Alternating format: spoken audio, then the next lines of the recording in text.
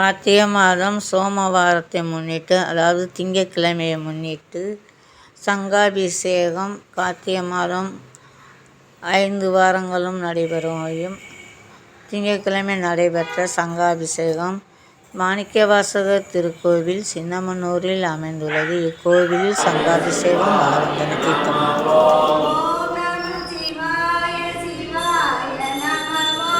ஓம் நம சிவாய சிவாய நமः. ஓம் நம சிவாய சிவாய நமः.